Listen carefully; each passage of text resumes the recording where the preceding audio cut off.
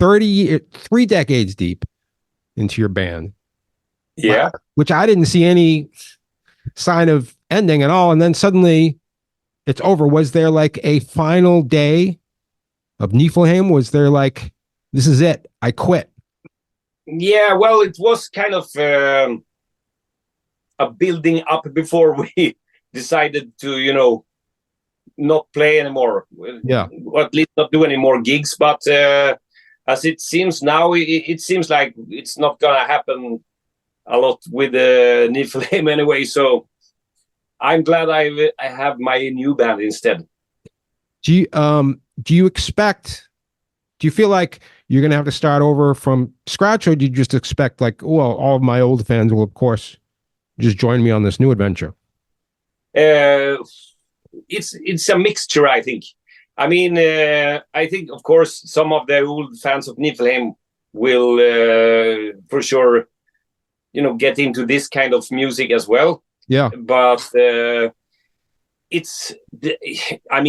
starting over with a new band, with a new band name and everything is obviously not as good as if we would have continued with Nifelheim in one way, Right. But that was it's impossible anyway. So it's nothing to think of, really. Yeah. Yeah. Well, it also has to probably feel kind of exciting to be starting from scratch after, so long. Like, what? It's Absolutely. Like a new adventure.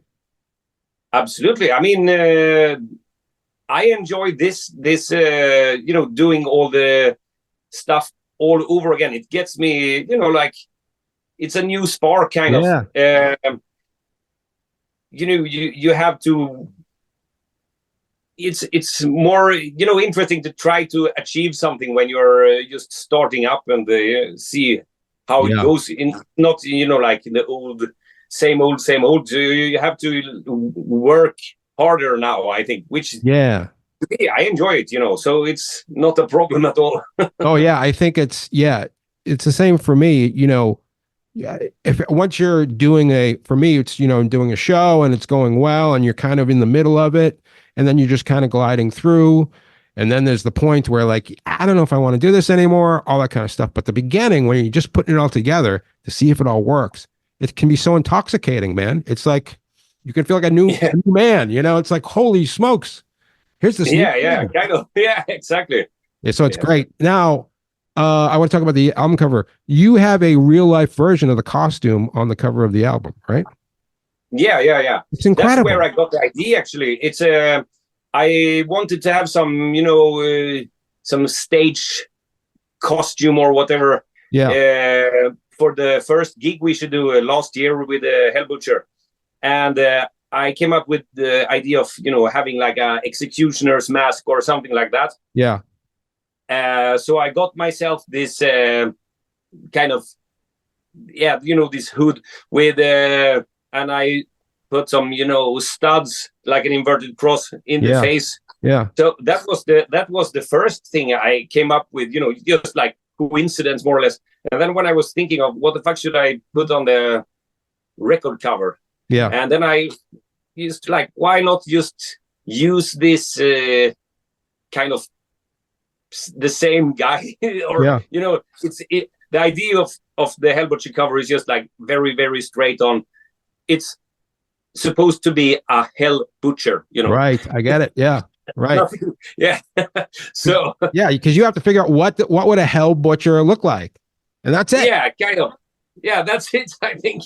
So I came up with that thing, and then I thought to incorporate the live thing with the album cover. It's a good idea, I thought. So I just continued with that idea. Really. Did you work on it yourself, or did you get it professionally made, or how did that? No, I came up with everything myself. Wow, amazing! I love it. It reminds me of there's a thing going around on the internet for a while, and I don't even know if it's true, but it was like it was like this full body suit with all these crazy spikes, and they said it was a Siberian bear hunting outfit, so you could go and I think I've seen it. Yeah, so that's what it kind of reminded me of. It was like, because honestly, it looks like you could fight a bear with that thing if you had to. I mean, you don't have to, obviously, but if you really needed to, there's enough spikes on there. Yeah, I think it would be good in a bear fight. Yeah, for sure. Bear fight.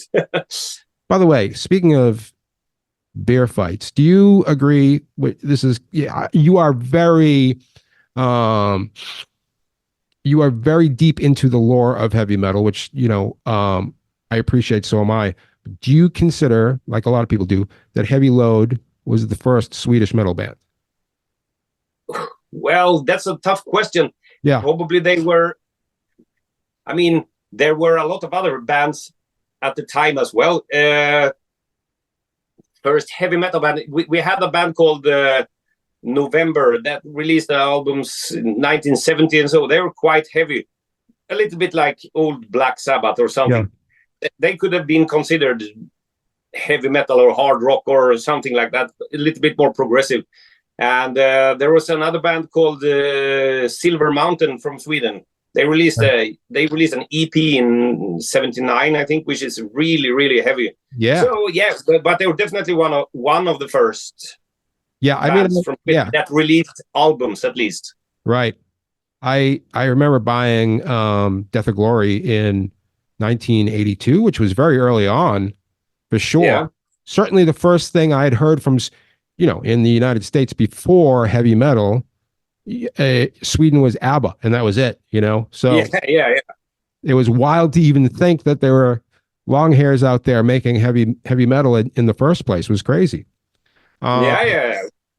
It's always been a country associated with a lot of metal and rock music, actually. So when you're living in Sweden, you don't see much of the heavy metal thing or metal.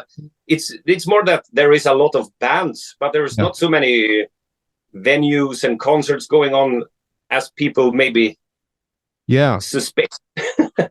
Yeah, I think we've moved on, it seems, as well. And I understand that, the world's different now and it's much harder for a band to make any kind of money, but it does seem like a small band going on a tour is like impossible now. So you've seen the rise of festivals. Even here in the US, we're getting more festivals. And I can totally understand. It's like, of course, we'd love to see Hellbutcher in the US, but the US is so big, and on your first tour, it would cost so much money just to do it. It's much easier to show up for a festival. And anybody that wants to see you just comes to Houston or Milwaukee or wherever it is, and that's how you get your chance. So yeah, kind of. It's the same all over, I guess. Festivals are it's very convenient for the bands as well, because it's usually very professionally organized and all that, because there is a lot of other bands playing. So it's usually good in that sense as well. But I prefer, both if I could choose. Yeah. That's what I was going to ask you, is if you enjoyed the touring, getting in the van and that kind of thing, and, driving 100 miles to the next gig, if that was the lifestyle that you enjoyed. Yeah, I enjoy it, but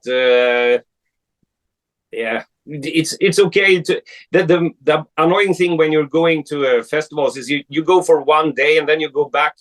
It's a lot of traveling with not so many concerts. The best thing with the tours is that you just go on tour and you play every night. Yeah, which is boring. Yeah, you get much more out of it in one way, but it's difficult to as you say, it's difficult to get the economy and stuff like that working for the world has changed our so size, much. I would say. Yeah, since we were younger, the world has changed, and the culture has changed, and media has changed, and it's all different now. And in that vein, I wonder, and I know you're signed to Metal Blade now, which is great, but how important do you think physical media is these days for a band? Is it important for you? For me, it's very important, because I mean, there is how can I explain what I'm thinking? I mean, there's nothing wrong listening to some songs on the internet, but you don't get the real thing. It's like if you would go to if you are like an example, if you go to a museum to see some exhibition of art, And the people say, no, you don't have to. You can look at JPEGs on your phone. You know, it's the same thing. It's like it's not the same. No, you get the whole different vibe when you have the whole album. You can listen to the all songs in the correct order, and you know you have the sleeve in front of you. You can look at the lyrics, pictures, whatever. That's a totally different thing. You know, so to me, it's very important with physical albums. Yeah, absolutely. I feel the same way, and and for a long time I wondered if it was just my age, but young people seem to feel the same way. They want to have some, physical piece of some object in their hands that says, I love and support this band, and I think that's great, man. I'm glad that's continuing on. Yeah, really, really. I mean, the vinyl was almost gone. Almost gone. But now it's back. So that's a great sign, actually. Yeah, it is. It is great. I never really got used to CDs. They always seemed kind of disposable to me. So I was very happy when vinyl came back, because vinyl lasts forever, So yeah, exactly, and it's the perfect format for an album, I would say. Yeah, and by the way, here's the other thing. Here's the other thing with Hellbutcher and with your old band too is, if you ask me, and of course I'm of a certain age, but still, if you ask me, black and speed metal is the real black metal. The second wave stuff is really its own thing. I mean, I'm not against it, but I kind of like metal best when it's also rock and roll, and kind of Mayhem took all the rock and roll out of metal. But the first wave of it, Venom, Bathory, Hellhammer, all these bands, that is the original sound of black metal, which is what you've been saying for many years, and I agree with you. Yeah, exactly. That's my opinion. I think that there is not enough, as you say, rock and roll. It's not enough rock and roll in the black metal scene nowadays. It's it's more ambient, blah blah blah, whatever. Soundscapes, blah, blah, it's not my kind of music. It's too it has to be some proper metal or rock and roll in the black metal. That's my opinion, and that's what I'm trying to do as well. Do you listen to any non-metal music? Actually, no. No. No. Okay. I am totally into metal. Oh my god. I've tried to listen to some other, but it's not my thing really. But my musical taste is very, all from Wishbone, Asher, stuff like that, which I consider to be still hard rock, heavy metal, right? To blast beat, black metal stuff. It's a wide spectrum anyway. So I don't feel it's necessary for me to start listening to something different. What happened in the 90s when grunge was happening and metal was kind of dead in the mainstream? What were you listening to then? Do you have any Soundgarden records, Hellbutcher? No, I don't have any grunge records. No, it's not my thing. I was more of, even more, die-hard metal when the grunge thing was coming. I really tried to be the defender of the old metal in every sense. So I kept on, but the thing was, like, when the grunge movement and everything like that came in the early 90s, it was the same time as the black metal thing was coming also. And, I got really into the black metal because it was still, this, chains and leather and all that kind of stuff. Yeah. So I think I was more into the black metal scene at that time. Do you have a, going back to the prime days of the 80s, do you have a favorite record cover from that era? Like the one that it's hard to say, but I'm a big Maiden fan, so it must be like, as so many other people say, Killers or something like that. It's just the ultimate heavy metal. That is a good Peace one. of Mind, whatever, all those classic cover arts with the Maiden they are my favorites. For me, it's always been Oz's Fire in the Brain. Like such a simple. Yeah, that's a cool one. Yeah, such a simple, and it's Quorthon's hand, and it's just such a simple concept done so well. Yeah, It looks so culty, you know? You just like you feel like you're entering into some strange world by buying that record. I love it. Do you have any so metal is your only source of music, but I wonder if does Hellbutcher have any hobbies outside of music? Yeah, well, yes. I'm pretty much into the old American cars, actually. You know, muscle cars. Yeah. So I've got a few of them, actually, but they're not running at the moment. But they will eventually when I have time to fix them up a bit.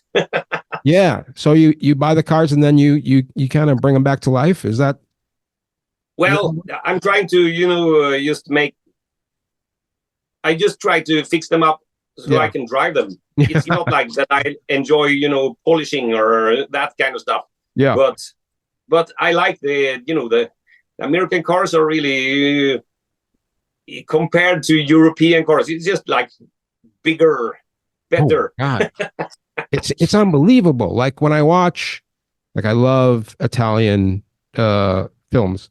So like, giallo films or horror films from the 70s, and whenever you're to shots of Rome, there's all these tiny cars, man.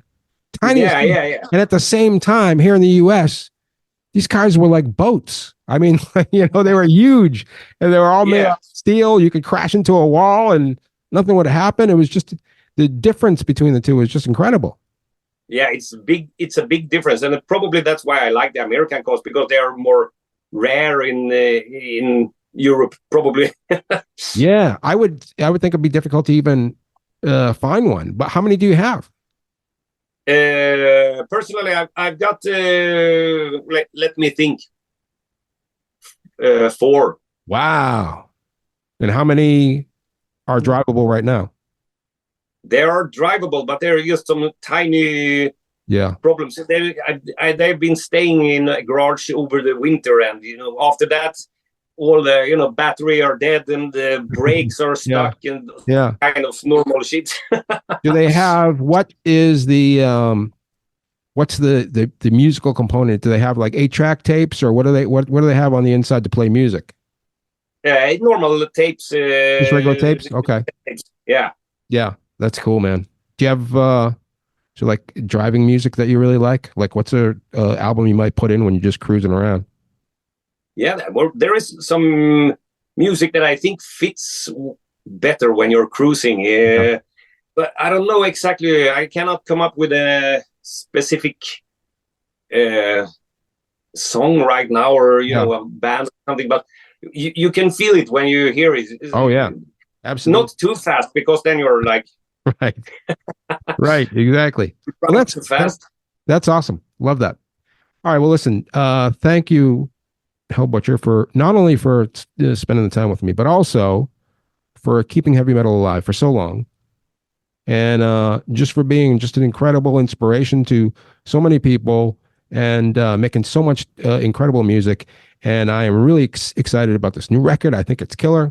And I do hope maybe festival or something you come to the US and we can see you live. We will definitely try. We will do our best to get over to US as soon as possible. Yeah, definitely.